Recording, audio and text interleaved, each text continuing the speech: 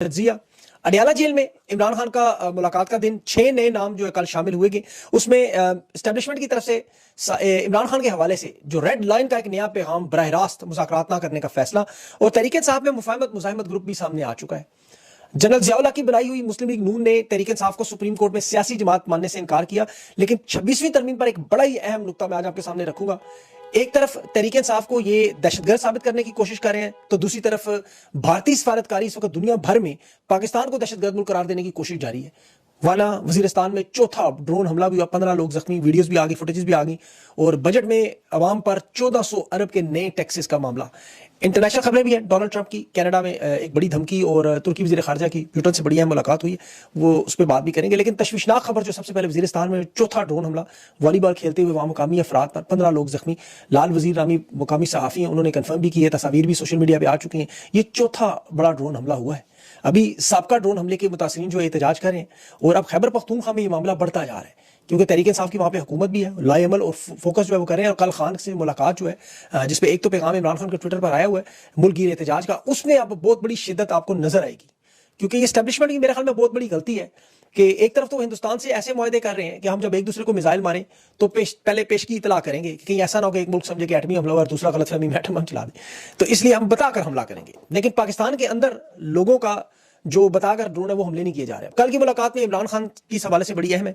6 नए लोगों के नाम है, लेकिन ज्यादातर उम्मीद है कि लोगों को मिलने नहीं दिया जाएगा। उसमें अब आजम सवाती साहब की नाम आ रहा है, काजी मोहम्मद अनवर भी शामिल है, बाकी तमाम लोगों के नाम भी हैं। लेकिन जाहिर है अब उन्हें तरीके से आपको अंदाजा हो चुका है कि मुलाकात नहीं होनी, तो इसलिए बारी बारी वो नाम तो डाल देते हैं। अब एस्टेब्लिशमेंट को इस वक्त बड़ी सख्त तकलीफ और परेशानी शुरू हो चुकी है। उसकी वजह जो इमरान खान का जेल से सियासी तहरीक का ऐलान, और इमरान खान ने जेल से पार्टी को तैयार रहने का हुक्म दिया और इनकी टांगे यहां कांपना शुरू हो गई हैं। ये सख्त पैगामात जो धमकियां आपको नजर आ रही है ना, क्योंकि एस्टेब्लिशमेंट को इस चीज का अंदाजा हो चुका है कि इमरान खान जेल में बैठ के आइन कानून और इंसाफ की बात नहीं छोड़ रहा, 9 मई की माफी नहीं मांग रहा, इस सिस्टम के आगे सरनुगू नहीं हो रहा, और वो कह रहा है मैं यजीद के सामने सर नहीं झुकाऊंगा, तो वो जेल के बाद जब बाहर आएगा तो क्या करेगा? वो इस 2 नंबर निजाम को कैसे चलने देगा? खान ने भी देखे पाकिस्तान की तारीख तो सारी पड़ी हुई, उसे भी पता है जनरल अयूब से लेकर आज तक जो मुज़ाकरात का मंजन, वादे, मुफाहमत, 2 नंबरियां होती रही, इमरान खान को सब पता है। और वो ये भी जानता है कि मुफाहमत के अलावा और कोई रास्ता नहीं है। अब तहरीक इंसाफ में 2 ग्रुप जो मुफाहमती और मुज़ाहमती, जो मुफाहमती ग्रुप जो वो बारसूख ज़राए से मैं आपको बता रहा हूँ कि ये समझते हैं कि मुफाहमत के जरिए रास्ता निकालना है, सर झुका के हमने अपना थोड़ा बहुत जो काम चल रहा है चलाते हैं, डांग टपाओ प्रोग्राम।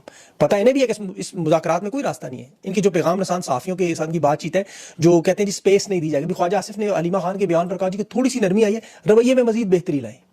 क्या बेहतरी लाए? वो क्या 9 मई की माफी मांग ले इमरान खान के, मैंने किया जो गुनाह किया ही नहीं, तो क्या फिर उनको सारी की सारी ये नशिस्तें छीनी हुई वापस कर देंगे? अगर इमरान खान कह दे मैं पॉलीग्राफिक टेस्ट करवा लूं, तो क्या जो बेगुनाह जेल में रखा हुआ उसका फिर मुआवजा देंगे? माफी मांगेंगे इमरान खान से? इमरान खान जो आइन और इंसाफ और कानून की बात करता है, तो क्या ये 26वीं तरमीम वापस ले लेंगे, अदालतों को क्या आजाद कर देंगे? ऐसा कुछ भी नहीं होगा, सबको पता है। और इमरान खान को भी पता है कि मुफाहमत से ये रास्ता नहीं निकल सकता। इमरान खान आइन और कानून की इसीलिए बात करता है।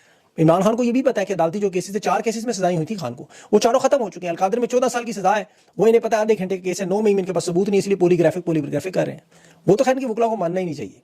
ये तोशाखाना 2 भी बनाया इसीलिए कहता, 3 भी बनाया गया, 4 भी, इमरान खान को जेल से ना निकलने दिया जाए, क्योंकि इन्हें पता है कि अगर जेल से खान तहरीक चला रहा है तो बाहर वो अपने मैंडेट के लिए और आइन और कानून के लिए क्या करेगा। पॉलीग्राफी के मामले पर मैं तफसील से एक अलग सी वीडियो बनाऊंगा, वो जरा आपने देखनी है जरूर। अभी मखसूस नशिस्तों के मामले पर देखें, नुकता बड़ा अहम जो शायद इस वक्त बहुत से लोगों को समझ नहीं आ रहा है, उन्होंने देखा नहीं कि आइन और कानून को काबू में रखने के लिए जजेस को, अदलिया को, जो 26वीं तरमीम की, इसमें 224 वोट दरकार थे, हुकूमत ने 225 लिए थे। उस वक्त मखसूस नशिस्तों में जो मुंतखब लोग थे वो पीपल्स पार्टी, नून लीग, JUI, MQM इनके लोग थे।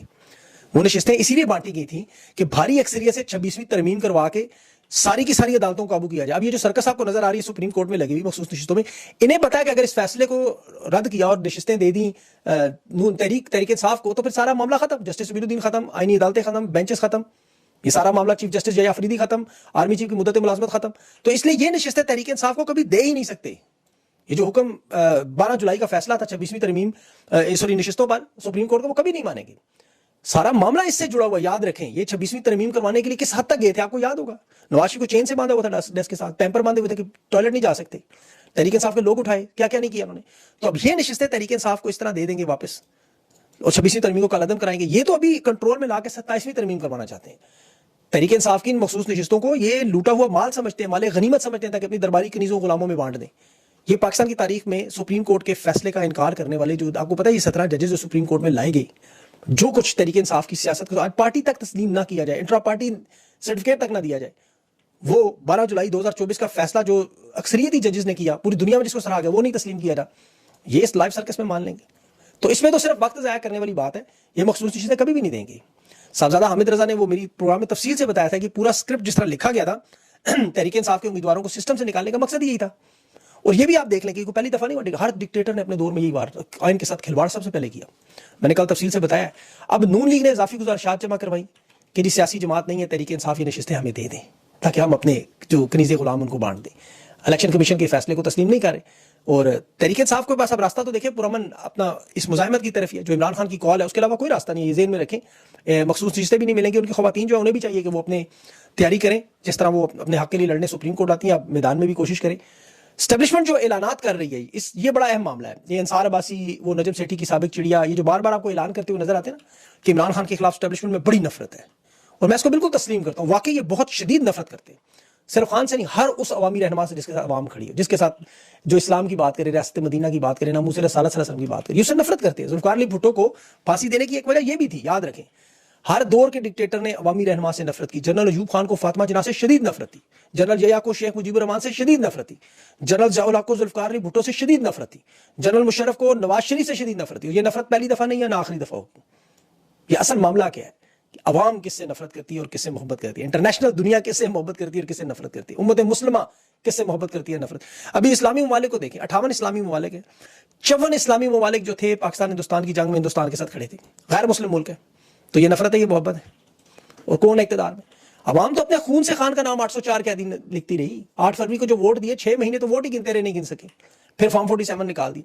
इन्हें जमहूरियत से नफरत है, अवामी नुमाइंदों से नफरत है, जिस तरह अवाम को इन आमिरों से नफरत है। ये मुन्ना भाई, वो नजम सेठी के साबला लोंडे जो है, लोंडा देखे गलत लफ्ज़ नहीं है, साइड किक कहना चाहिए था मुझे, सॉरी, साइड किक है। ये इमरान खान के हामियों के गिर्द भी क्रैकडाउन की बार बार बात करते हैं, रोज खौफ हरास फैलाने आ रहे थे, रोज धमकियां इनकी। आप देखें ना, हर रोज बयान आते हैं, सुबह दोपहर शाम, इसीलिए फिर जवाब भी आता है। इनकी स्टेटमेंट्स खतरनाक इस लिहाज से कि अलीमा खान ने जो कहा कि खान को जेल में नुकसान में पहुंचाने की कोशिश करेंगे, और बल्कि अलीमा खान को धमकी दी, कार में एक्सीडेंट में आपको रास्ते से हटा दिया जा सके, क्या पता चले किसने क्या किया। फिर इमरान खान के दोनों बेटे कासिम सलेमान ने जो इंटरव्यू दिया, उन्होंने इमरान खान की जान के हवाले से खुल के इंटरनेशनल बात की। 40 मिलियन लोग देख चुके हैं। फिर पाकिस्तान में साबिक वज़ीर आज़म के हालात आप देख, खान पर जो कातलाना हमले भी हो चुके हैं। अल्लाह खान को इन जालिमों के शर से महफूज रखे। इन्हें तो सिर्फ ये खतरा है कि इस एडवेंचर के बाद होगा कि अगर ऐसी कोशिश की, अगर इन्हें ये पता होगा क्या होगा, ये कब का कुछ ना कुछ कर रही होते। ये तो जिंदगी मौत अल्लाह के इख्तियार में, इंसान के इख्तियार में होती, तो उन्होंने जिस तरह तबाही बर्बादी में चाहिए। इन्हें असल नफरत इमरान खान या अवामी नुमाइंदों से नहीं है, मैं आपको ये भी बताऊँ, इनकी नफरत है पाकिस्तान की आवाम से। आप कभी इनके बहलात छावनियाँ में, इनके खाने पीने का निज़ाम, इनकी जिंदगी, इनकी दुनिया देखें। वो आम लोग तो छोड़े, मेंबरान पार्लियामेंट भी उन इलाकों में जरा जाके दिखाएं, इनकी सिक्योरिटी चेक पोस्ट, बैरियर, सड़कें सब कुछ बंद है, जरा उधर से गुजर के तो दिखाएं।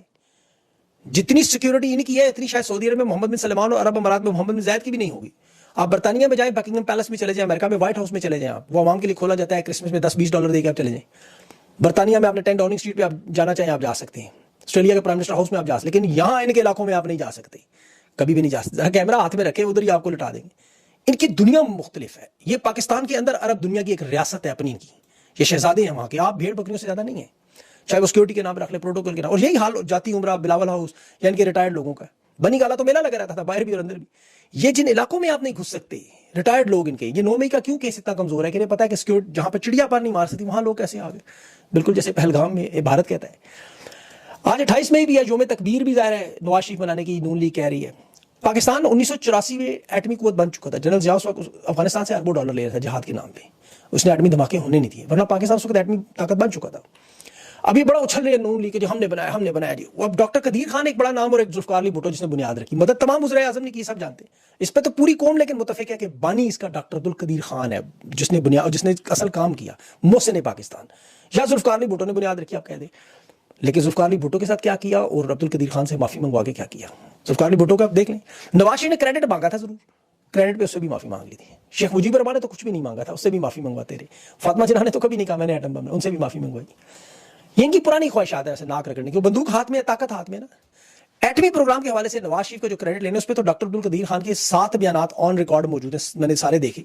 उन्होंने वाज़ेह तौर पर कहा कि नवाज शरीफ का इसमें कोई किरदार नहीं है, बल्कि नवाज शरीफ तो इस प्रोग्राम की मुखालफत करता था। वो तो बड़ा पैकेज लेने के लिए क्लिंटन के पास गया था, बाद में हमें तो 5 अरब दे रहा था, झूठ बोलते हैं वो। नवाज शरीफ को तो इसने डॉक्टर कदीर ने बुज़दिल कहा, ये तो पटाखा नहीं चला सकता था। एक कन्वेंशन में उन्होंने बाकायदा कहा कि मिसाइल प्रोग्राम के 500 किलोमीटर की रेंज के एटमी वॉर के जो दिल्ली तक निशाने की बात की, जब दिल्ली का जिक्र किया नवाज शरीफ ने इनकार कर दिया। आज जैसे मोदी का नाम नहीं लेता। तो सोशल मीडिया पर सारी वीडियोस पड़ी हुई डॉक्टर कदीर खान ने। अच्छा, डॉक्टर कदीर खान ने जुल्फकार अली भुट्टो को बचाने की भी बड़ी कोशिश की थी। भुट्टो की इस्लामी दुनिया में बड़ी अच्छी ताल्लुकात थे। तुर्की के वज़ीर आज़म से डॉक्टर अब्दुल कदीर खान ने बाकायदा ज़ियाउल हक को फ़ोन करवाया था, लेकिन ज़ियाउल हक मुनाफिकीन की दुनिया का एक बहुत बड़ा रहनुमा था, बहुत बड़ा। 3 महीने वजू करके कुरान की आयत पार के पूरी कौम को इलेक्शन करवाने का वादा किया उसने, और 3 महीने और 11 साल कब्जा करके बैठा रहा। वो नहीं माना इस बात, हालांकि वादा किया था इसने। अब एटमी कुव्वत बनने में याद रखें अमेरिका का भी थोड़ा बहुत हाथ था। उस वक्त जो सोवियत यूनियन के साथ सारी जंग चल रही थी, भारत चूंकि सोवियत यूनियन के कैंप में चला गया था और पाकिस्तान अमेरिका के, तो अमेरिका ने कहा इनको बनने दें, सर जंग थी। उस सोवियत यूनियन की जंग के अरूज में उन्होंने इस प्रोग्राम को उस तरह नहीं रोका जिस तरह आज जरा कुछ करके दिखाई। तो उन्हें पता था सो कि लड़ाई हुई तो ठीक है। आज चूंकि अमेरिका जो है वो भारत के कैंप में शामिल है, सीज फायर भी इसीलिए वो सारे मामला आपके सामने। अब अमेरिका खुल के इनकी हमायत भी करते हैं। पाकिस्तान को तो देखिए अब सबसे बड़ा जो इशू है वो दहशतगर्द साबित करने के लिए जो दुनिया भर में भारत के वफूद जा चुके, शशि थरूर जो कर रहा है मगरब में, वो बयानियां प्रमोट कर रहा है कि ये एटमी प्रोग्राम भी गलत हाथों में जा सकता है, क्योंकि ये दहशतगर्द रियासत के तौर पर पेश करना चाहते हैं। इस बयानिए को रद्द करने के लिए आपको याद होगा अक़वाम मुत्तहिदा में इमरान खान ने इस्लामोफोबिया जो दिन मनाया जाता है, इन लोगों को तो उस वक्त भी ये समझ नहीं आई कि खान ने किया क्या। इसकी अफादियत इन्हें आज समझ आएगी कि वो बयानिया जो RSS बना रही थी उसको काउंटर करना सिर्फ खान जानता था। इनके पास का काम नहीं है कभी भी। ये तो देख ले अभी वो ईरानी लीडर से मिले हैं, कैसे हाथ बांधे हुए बैठे हुए सारे। तो ये इस काबिल नहीं है लोग चला सकें। अब इंटरनेशनल भी 3-4 बड़ी अहम डेवलपमेंट्स हुई हैं, खबरें हुई हैं। उसके अलावा जो मैशत पे बजट पे मैंने बड़ी तफसील से बात करनी थी, लेकिन अब वीडियो बहुत लंबी हो जाएगी। कोशिश करूँगा अगले व्लॉग में इंशाल्लाह उसको कवर करूँ। अपना ख्याल रखें, मुझे इजाज़त दें, अल्लाह हाफिज़।